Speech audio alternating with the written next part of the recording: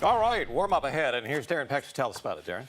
We already noticed about a 10-degree jump today, Brian, and you can kind of see what was going on from that camera just above. It's on Mount Tam, and it looks back to the city.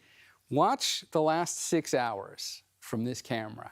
Got a real pretty time lapse on it that I'll share with you. And when you look at it, you'll see the clouds slowly trying to work their way onshore and getting pushed back out to sea as they do that. It's kind of like the conveyor belt.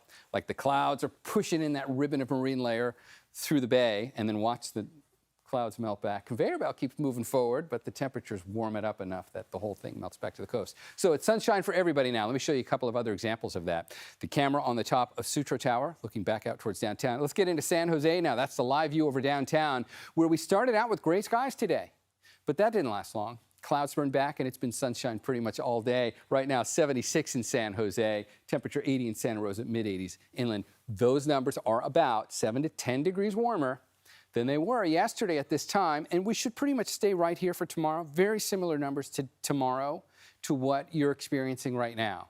The real warm-up is getting here by Wednesday and Thursday of next week. Morning lows tomorrow come right down to about the low 60s. It was warm out there this morning.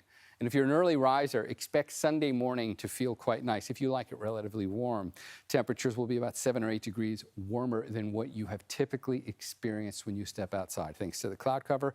And we're pulling in relatively warmer air from the southwest right now, thanks to a bigger pattern. Daytime highs tomorrow, we already discussed that, very much like today. Here's where it gets interesting.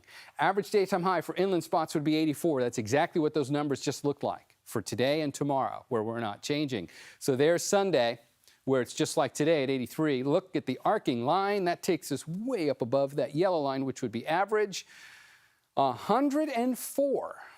By the time we get to Thursday, that should be the peak of this heat wave. The numbers will come down a little after that for Friday. But that already looks hotter in this forecast than it did just this morning, and even in yesterday's forecast, if you've been following along with us. So it looks like we're in for some pretty intense heat next week.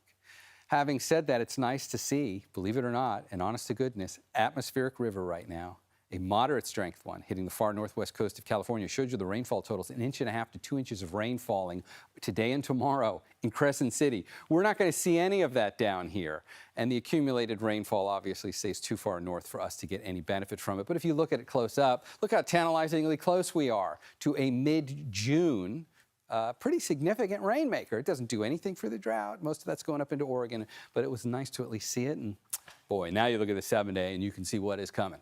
Temperatures in the low hundreds. By the time we get to Thursday, if you're inland, we'll be in the low 80s in the bay. All right.